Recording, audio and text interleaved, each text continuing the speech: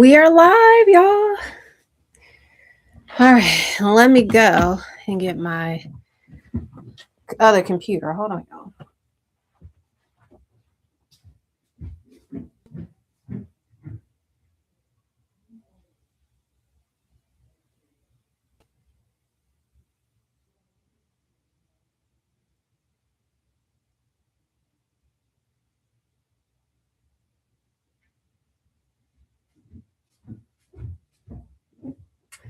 All right, y'all.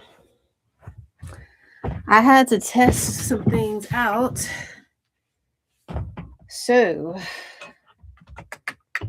that is the reason for the delay tonight, y'all. So my apologies.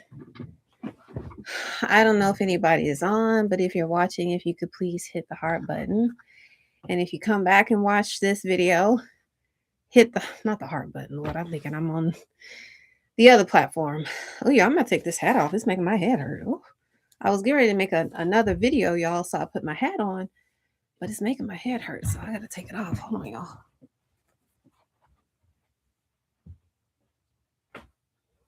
All right. She's still cute without the hat.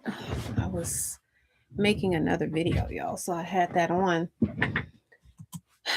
But you guys, happy Wednesday. Hopefully it's not too late. 8:30 is a really good time. That seems to be a good time for people to come on. So I may have missed the mark tonight. And if that's the case, y'all, we will pick back up next go round. But we're going to move forward. Okay, let's see here.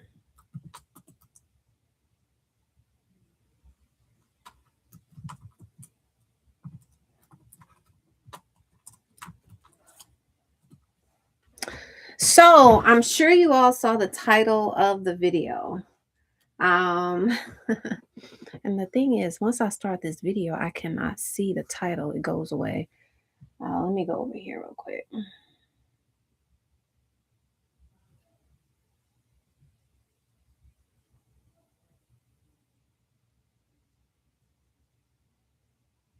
Okay. So the title is Why the Narcissist Attaches So Quickly, but also Detaches Quickly. So this is a subject that I was going to make a separate video on because I believe these two things are super, super important because they correlate, right? When you go back and you look at your relationship when you were with the narcissist,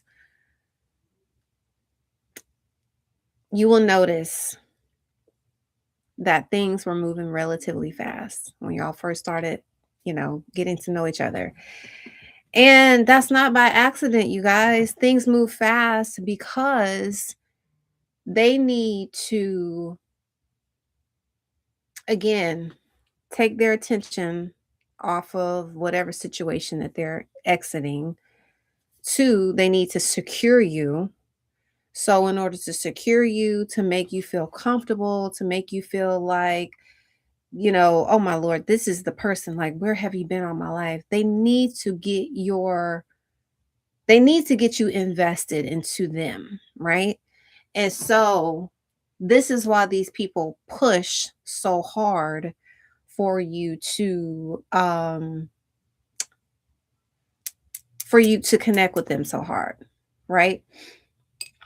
However, y'all, this fades with time, it fades because these people, their attention span is very short. They get bored very easily.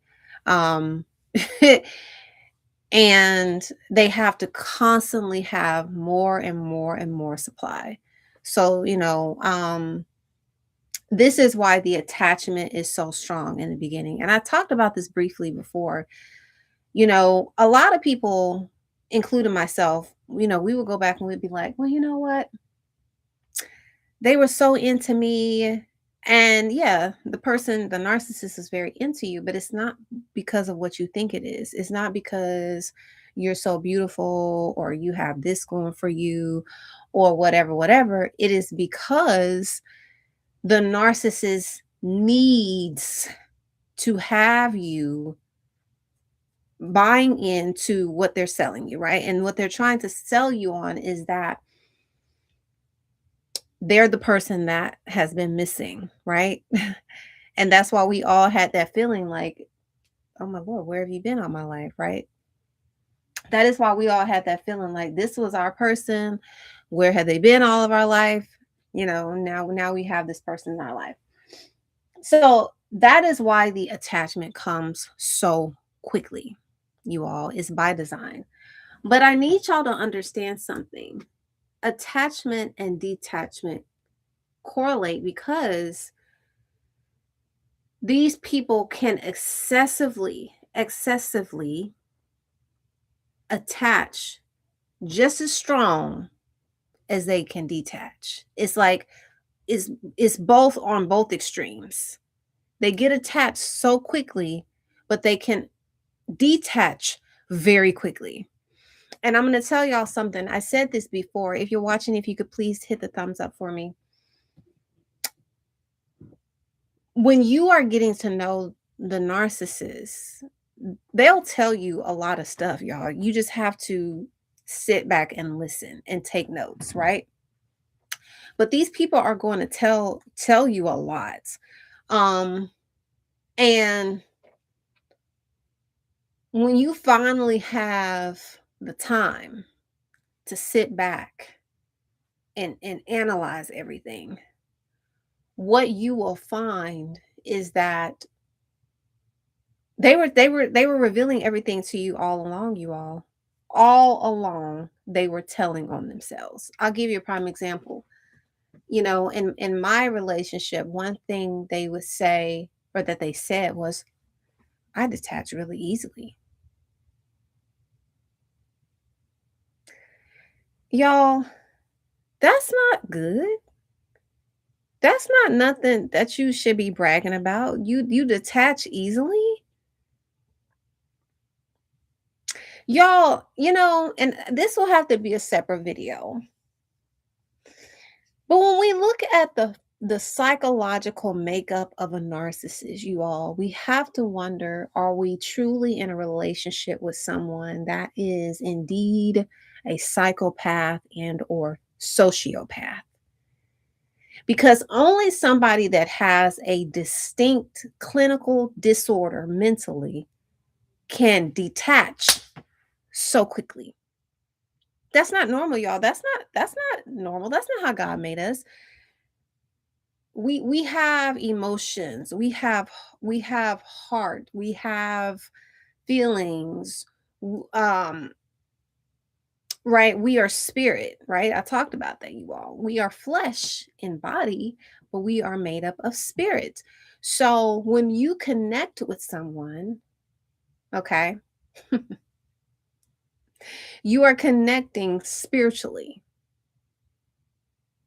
You are connecting spiritually.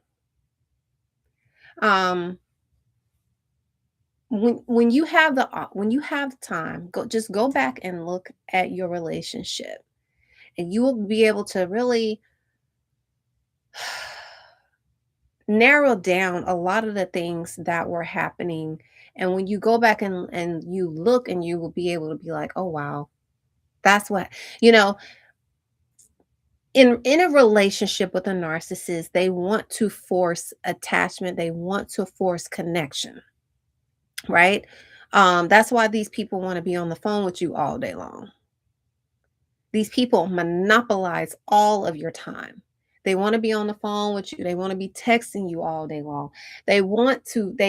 Y'all, it's not because you are such a great person, even though you are a great person, but it is because the narcissist is having, number one, to distract themselves from their previous relationship. Because I talked about this before, y'all, they overlap relationships. This is why when y'all, the shift, I talked about the shift in the relationship. We have all been there. When you notice the shift, they're not attentive anymore. They're entertaining somebody else, y'all. They're texting somebody else. Their good mornings are going to somebody else. Those conversations are going to somebody else. Oh, you better believe they are planning meetups with other folks behind your back. They're doing all of the things, y'all. You're not gonna be able to put two and two together. You're not gonna be able to put it together at the time. You're just gonna be sitting back like, well, why are they acting like this? Or why is everything a fight? Or why are they not, invested anymore? Why the switch up, you all? And it is because their energy has gone elsewhere. But this is what I need y'all to understand. I need y'all to listen to me on when I say this. The switch up has nothing to do with you. It is because these folks are soul searching. These people are looking for fulfillment in man, meaning mankind, us, people. They need fulfillment in others in order for them to survive, right? They need fulfillment from other people. And so when you are no longer interesting to them anymore, um, then they're going to start to look for validation, attention in other places. Now, us non-narcissist people, right? We have the ability to sit in the rubbish, right? As painful as it may be, right? As painful as it may be, we have the ability to sit in, because I mean, to be honest, y'all, we don't really have much of a choice. The narcissist, and this is how they work, y'all. They build you up. They put you on a pedestal, right? Through the love bombing. They make you feel like you're so important, like, like you're the best of the best, and that God never created anybody quite like you, right? We know this, right? And everything that they're saying and that they are um feeding you is actually true. But it's just that these people, they do it on an excessive level, and it's not genuine, y'all, because they're only doing it because they need to hook you in. I'm going to tell y'all this. When you fell in love with a narcissist, one thing you got to understand is that you essentially fell in love with yourself, because really they were just mirroring you. They're not that person, right? I'll give y'all a prime example. Y'all remember on The Wizard of Oz, right? When the Toto, he rolled back the little curtain, right? And revealed that the wizard was a fake all the time. Now, y'all, he didn't just start going back to being who he was, did he? No. Maybe he could do that to somebody. Maybe he could have done that to somebody else that didn't know that he was a fake. But he couldn't do that to Dorothy, because he had already revealed himself that he was not really a wizard. Do y'all see where I'm going here? The narcissist can fool you until they can't fool you no more. And when that cover is pulled back and it's been revealed that they're not a wizard, right? They're not this charming, they're not delightful, they're not sincere, they're not faithful, they're not honest, they're not loyal. They're none of those things. When that curtain is pulled back, y'all, they can't go back to being who they were, because you already know they're a fake. It's the same thing. Thank you, Lord, for revelation. It's the same thing, you all. They cannot go back to being that person.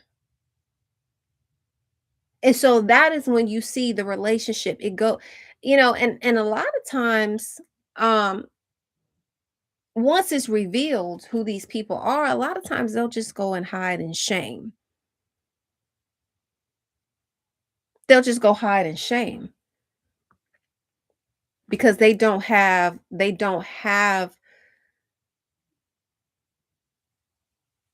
courage to stand in who they really are, y'all. And that is that they fooled you the entire time.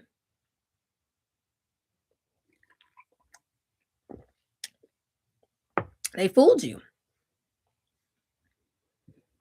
But once that's been revealed, a lot of times these folks they'll just disappear. They'll just disappear because that's all they can do. They cannot standing in the truth of who they are would mean, and I've said this before, it would mean that everything that you said about these people, you were right. Y'all, one thing that happened to me, somebody asked me, said, well, how long have you been healing?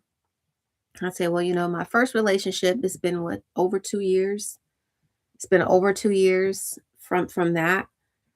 When I say first relationship, narcissistic relationship, right? Because I'd never dated a narcissist before this last relationship. And then after that relationship, a couple of months now, right? Because I talk about things start to hit the fan after the year mark, right?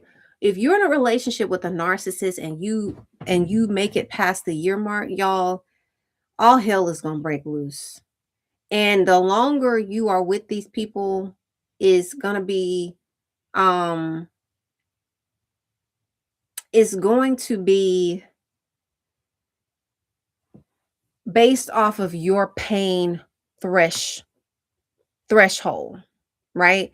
If you have a high level for pain, and honestly, not necessarily just pain, but if you are the type of person, you literally have to almost have little to no self-esteem to stick around after these people start to do the devaluation, when they start to degrade you, humiliate you, um all of the things. You really have to have very low to no self-esteem, because anybody with any level of mid to high self-esteem is not going to stick around for somebody to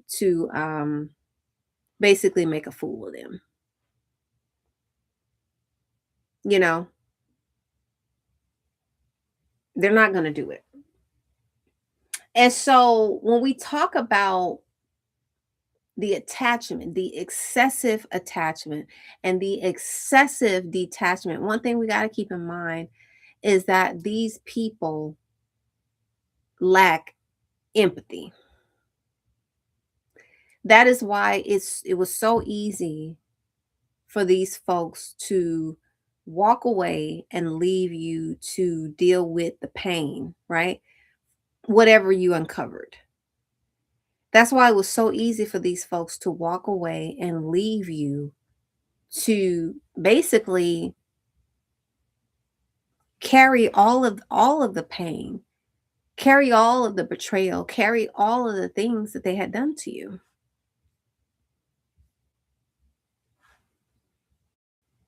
You had no other choice because they left you. See, that is a part of the game, y'all. It is, and I talked about this, you all. It's not just about betraying you, but the abuse goes deeper and it continues because after they betray you, they want to leave you in shambles, and they want to leave you feeling as if you don't matter, as if you don't matter. So we talk about the detachment and um the excessive um attachment. And that brings me to, this is looking more like antisocial personality disorder, y'all. Um, I was reading this article. It says generally psychopaths are born with biological traits that cause emotional detachment and calculated manipulation, while sociopaths are more impulsive, reactive, and shaped by environmental factors like trauma. Okay. So I would say that for me, this is me, y'all. This is I'm no doctor, I'm no psychologist. But for me, I would say that a lot of narcissists are sociopaths, even though some of them possibly could be psychopaths. But a lot of these folks, I would say, are leaning more towards the sociopath side because we have to look at why these people became how they became. And I talked about this in a previous live, and that is because of environmental factors, things that happen within their upbringing, things that they witness, right? Got them to where they are today. And they adopted these lifestyles. They adopted um detaching. They adopted being impulsive, being reactive, all of the things, you know. And so all of these things are environmental factors and as a result of trauma. And so that would lean more so on the sociopath side for to me. And you might say, why does that matter? It matters. It matters because you got to understand that you're dealing with somebody that's not all there, y'all. You're not dealing you're not dealing with someone that's like us. You're not. Right? It's like trying to go out and reason with a bear, right? You go out to Gatlinburg, Tennessee, and the bears are out on the loose, and you're trying to reason with this bear why they should not eat you or attack you or, raid your car for food or whatever. You can't reason with a bear. Do you know how crazy that sounds, y'all? These are wild animals. They're survivors. They thrive on the environment. That's they're in survival mode 24/7. That's their nature. That's the way God made them. You can't sit there and try to talk to a bear and try to reason them to do something. No. It's the same thing with the narcissist. And that's why it's important for you to understand that these people are not like us. They're not like us. It was one thing that I found, y'all. Let me pull this up real quick. This is gonna be a short live. This isn't gonna be a very long live because there's nobody on, but I know people will come back and watch the replay. Um, Help me, Lord. Where is that? I found it earlier.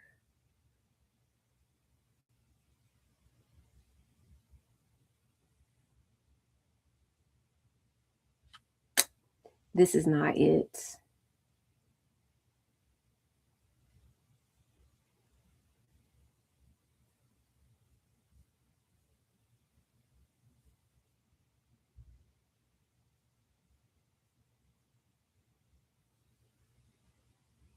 Okay, here we go. Here we go.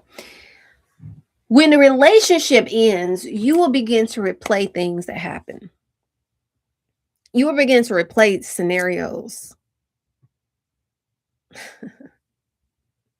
You're going to replay these scenarios and you're going to replay them and replay them and replay them and replay them. Y'all, that's a part of the trauma.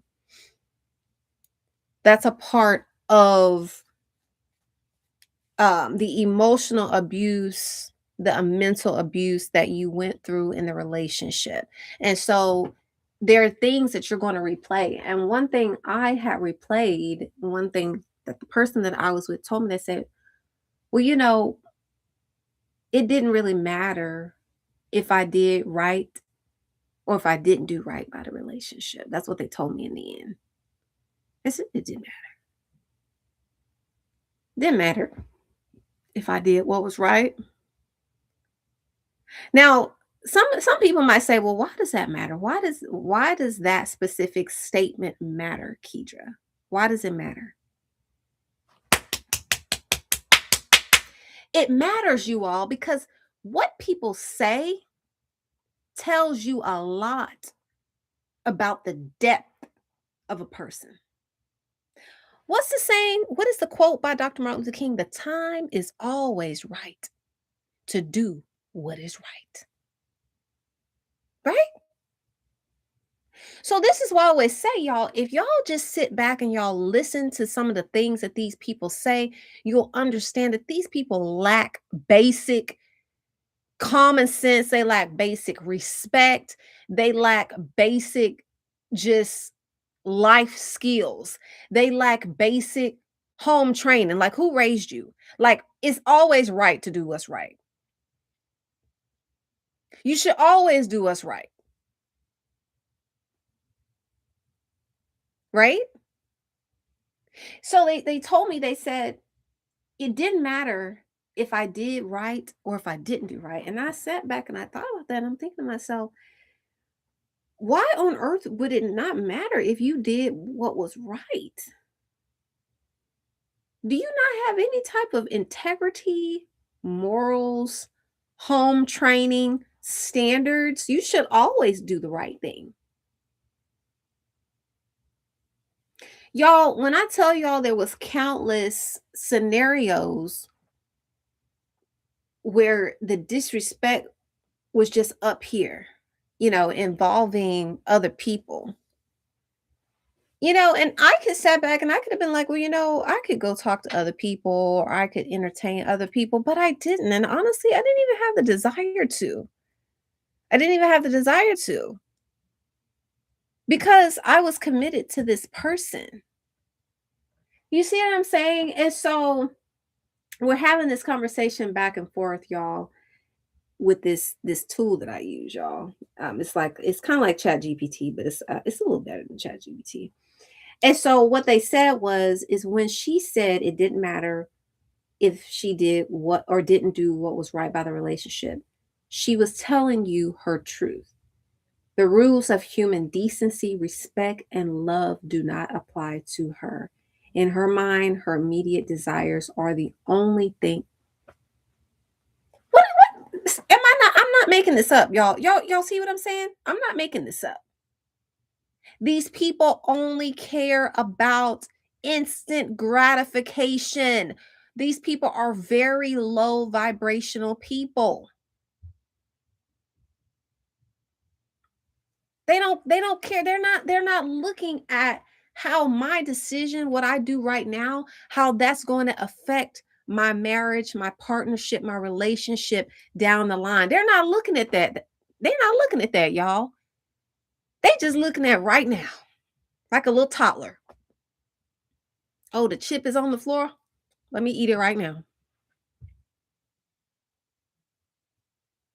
Oh, something else is right here at my fingertips. Let me put this in my mouth right now. Like a little toddler, y'all. These people are grown infants. I didn't make this up, y'all. It says it right here. The rules of human decency, respect, and love do not apply to these folks, y'all. In their mind, it's about immediate desires. That's all that matters. So and do y'all see why being with people like this is very dangerous? Because whatever is in them or whatever presents itself to these folks at the moment, that's where they're going, y'all. You can't have nothing solid with a person that's over here one day, over here one day. I call it any way the wind blow, that's where they go. The wind blow back this way, they back this way. The wind blow this way, they up the. You can't have nothing secure with nobody like that. They don't got no stability, no foundation. just all over the place.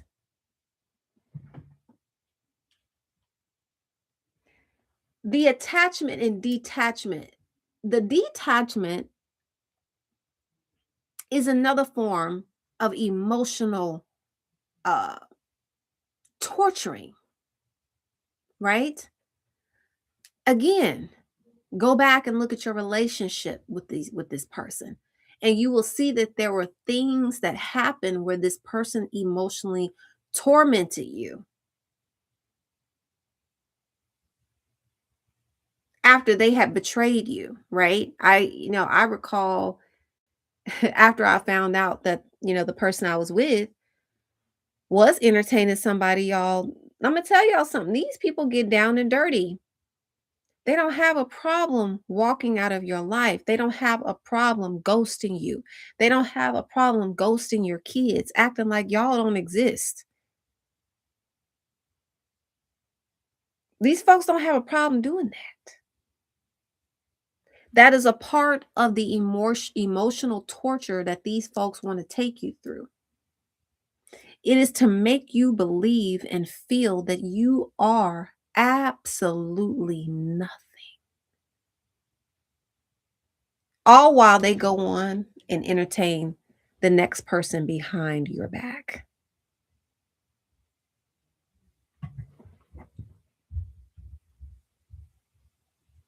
So I talked about, what did I say? I talked about the ghosting. See, that's a part of the detachment also. When these people disappear after they have hurt you, after they have violated you, after they have done all of the things, is cruelty, shifting the shame, right? Um, I'm not ashamed to say this, y'all. When I found out the person that had betrayed me, I immediately, it's like your body goes into survival mode. If you're watching the video, if you could please hit the thumbs up for me, please. If you watch it, you can come in and out of it and just hit the thumbs up for me. It just shares the video and lets other people know we're live, right? After I found out what they were doing, not only did they ghost me, y'all. So a lot of times what happens is when you are betrayed, you go into shock, right? And the first response is to search for answers. You want to try to understand why this person did what they did to me. You want to understand, you want to try to, you're like, why would you hurt me? Why would you do this to me? Like, I was loyal to you. I was faithful to you. You know, me, like, why would you do this to me? Like, I'm a good girl. Why me? Why me? And so this person, y'all, after they betrayed me, they refused to even see me. They refused to face me. They refused to have a conversation. They refused any of that, y'all. And honestly, looking back, y'all, when these folks reject you, um, it's for the best. And I'm going to tell you why. Because these people don't have it in them just to come out and say, you know what? I effed up. I'm sorry I hurt you. I'm sorry I disrespected you. I'm sorry I disrespected this relationship. I'm sorry I dishonored this relationship. They don't have it in them to do what's right. They don't have it in them to right their wrongs, y'all. They would rather just ghost you. And so this is why I always say you have to remember how these people acted after the betrayal. That's what you got to remember. You got to remember what they did to you after the fact. Because that's what really matters, y'all. If after they did all of those things to you, and they, and to the very end, they were basically gaslighting. That's what they were doing to me, y'all. And I'm telling y'all, gaslighting somebody after you know you have done them wrong, y'all, that is one of the cruelest things you could do to somebody. It is one of the cruelest things you can do.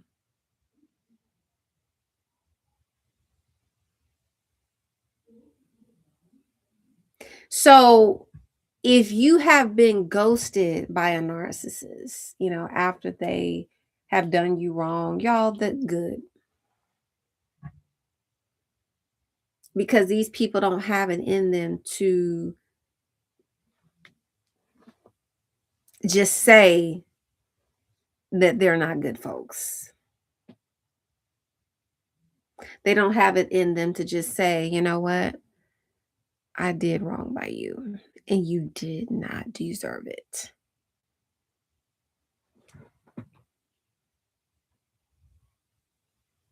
One thing you got to understand is that humiliation is something, again, that can really damage a person. I talked about how narcissistic abuse changed me. It has changed me, y'all. I am not the same person that I was.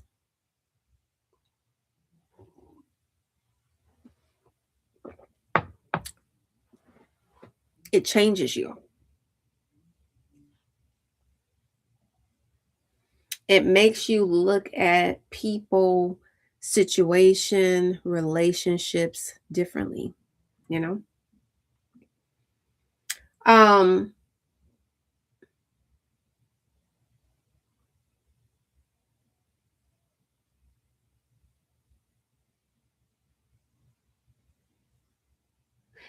the biggest thing I need you all to take away, if you don't take away from anything else that I said as it relates to the detachment and the excessive attachment, is that these people are showing you that they're not safe.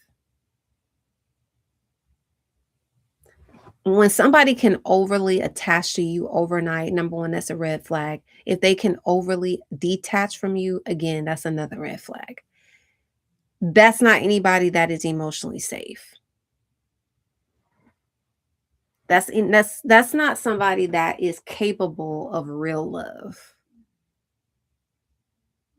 You're not capable of real love. And what I need y'all to understand, because I talked about, when these people leave your life, and they may be already dealing with other people, right? I did another video talking about the rabbit hole and why you shouldn't go down the rabbit hole, and how going down the rabbit hole will actually cause you more pain in the end, because you're going to uncover more things that are going to hurt you. It's going to hurt you, because at the end of the day, you're going to be sitting back saying, wow, everything that I experienced with this person was indeed a lie. And when I say everything, I mean everything from beginning to end. It was all lies. It was all fakery.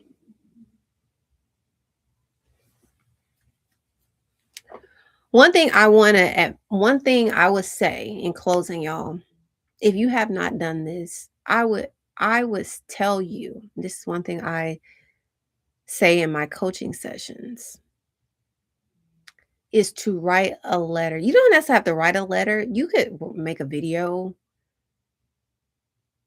and apologize to yourself, but make it from the narcissist. Say all of the things that they should have said to you. Lay out everything, y'all, the lies, the cheating, the entertaining, the exes, all of it, the disappearing acts, all of the things that they did to betray your relationship.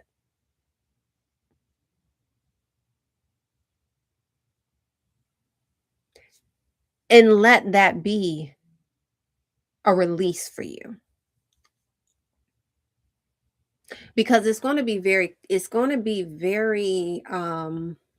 freeing, because you will never get that apology from the narcissist.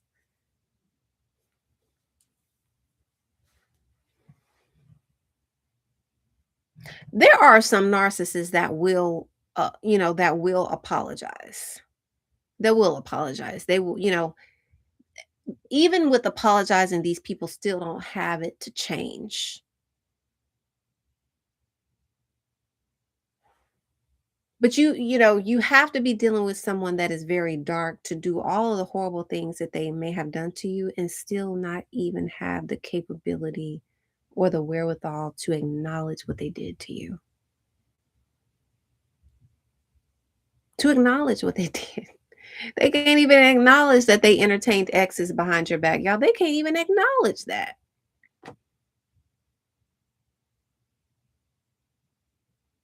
And not just that, but the refusal to cut these folks out of their lives. You have to lay it all out and give yourself the apology that you would never get from the narcissist. That's going to be your first step to healing. That's going to be your first step.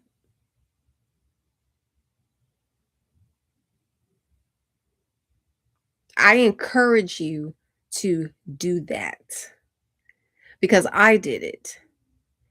And even though it's not the same as hearing it from them, it's freeing to me because these are all of the things that broke me, right? All of the things, and I will have to come back in another video, maybe and do a story time.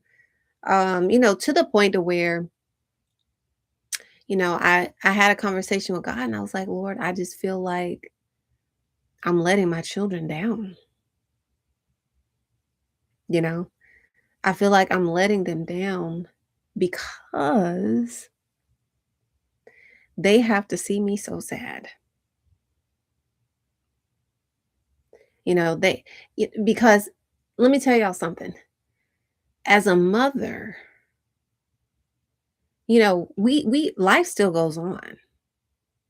Life still goes on. Dinners have to be made. The house still has to be maintained. A lot of y'all, you work a full-time job. For me, I care for my elderly father. So life still goes on. And one day I was praying and I said, Lord, you got to help me because I feel like I'm letting my children down. It's like my son, he would immediately know when I was struggling, right? Because when you're going through narcissistic abuse, oh Lord. David, come here. You knocked my live off. Come here.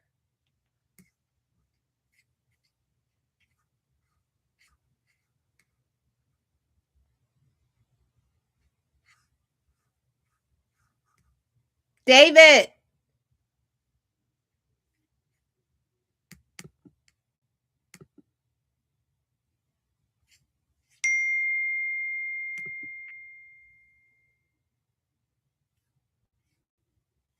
Hold on one second, y'all. My daughter was calling.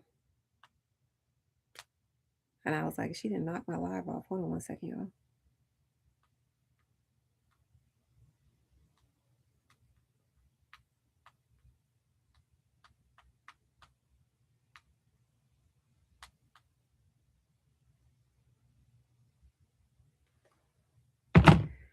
Um, but my son would automatically know when I was struggling, right? And it's like I would pause, my eyes would get full of water, and he just appears and he's like, "Are you okay?" And then he'll just give me a hug. But I had to pray about it, y'all, because I said to myself, Lord, I feel like I'm letting my kids down. Narcissistic abuse will have you feeling mentally broken, you all. Mentally broken. Like like, like, I'll give you a prime example. It will have you feeling like you're in a bad dream, and this is a dream. This couldn't have happened to me. They didn't do this to me. They did not do this to me. And you're gonna wake up from this dream, right? But you never wake up from the dream because it's not a dream, it's your reality.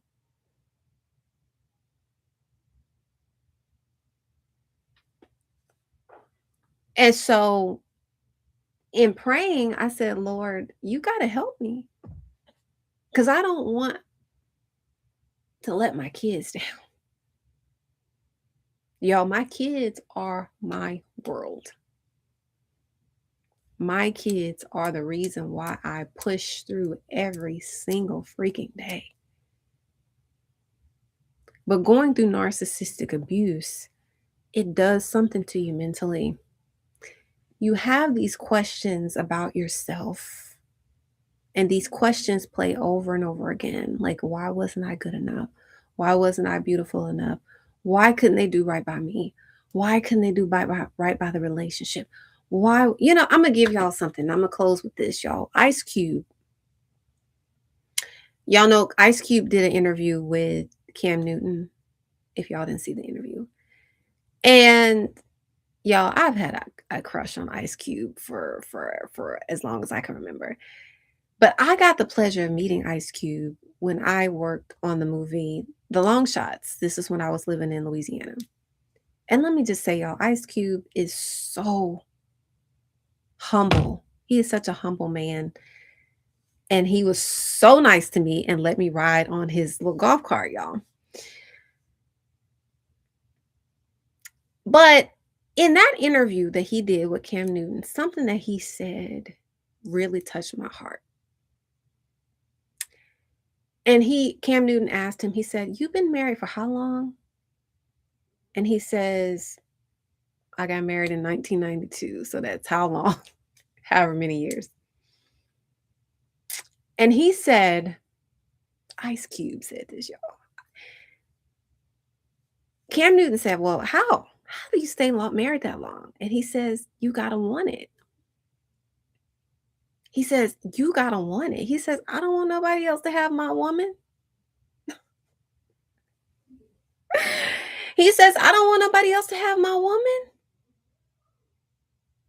He says, "I am hers and she is mine." Oh my God. Oh, that touched my heart so much. He said, "I am hers and she is mine."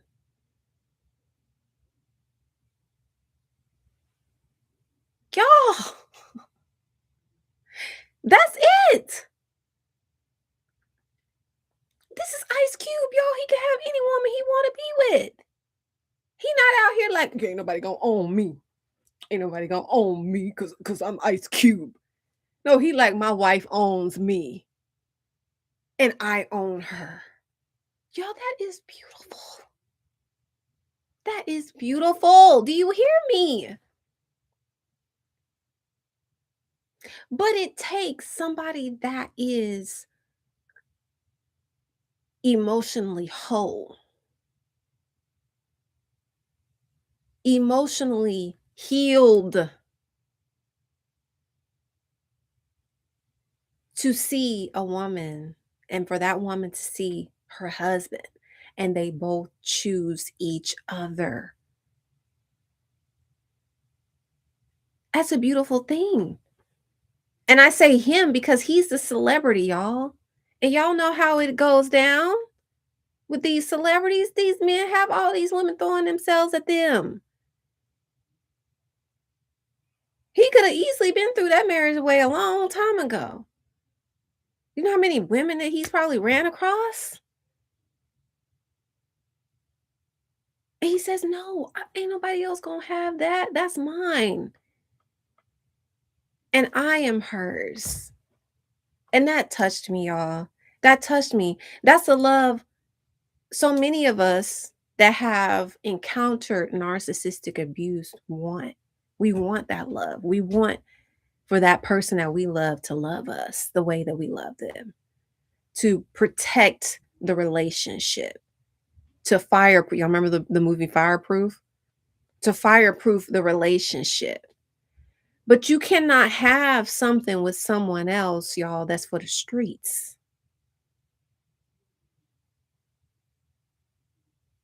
That's for the streets.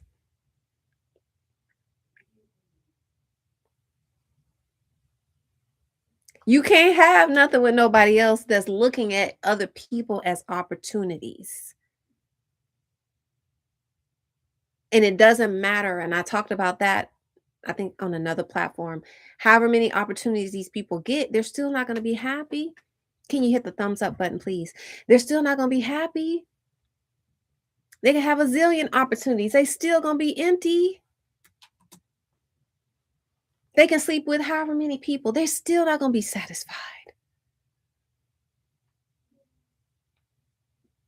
because they're broken at the end of the day.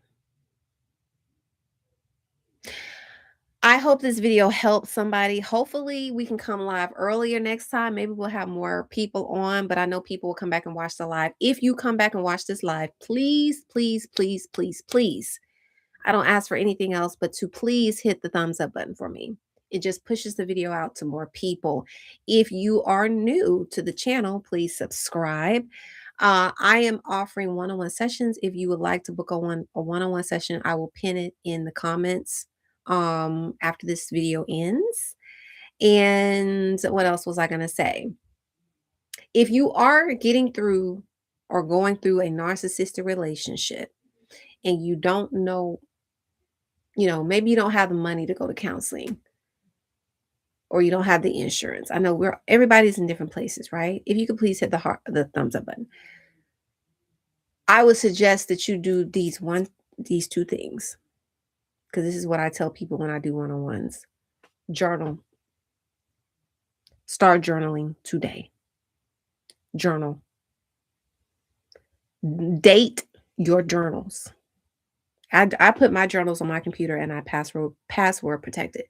Journal on your computer. If you don't want to do it in a notebook, get on your computer and journal and put a date for each. It don't matter if you type one paragraph, put a date right above that paragraph. Journal every day.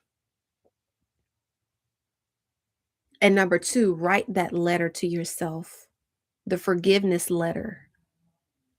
Everything that you wanted that narcissist to apologize to you for, everything that that you wanted them to turn around and make, right their wrongs, write it out in that letter.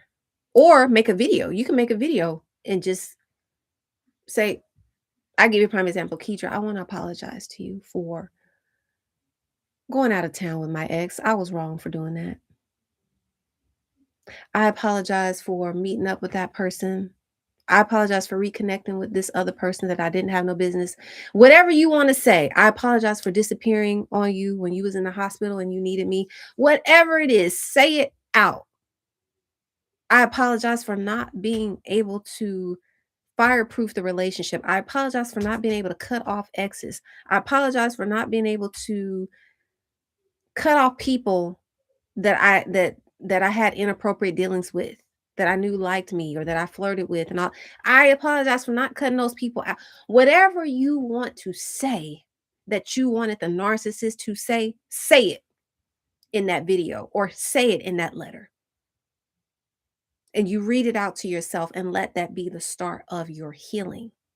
Those are 2 things you can start doing that you can do today.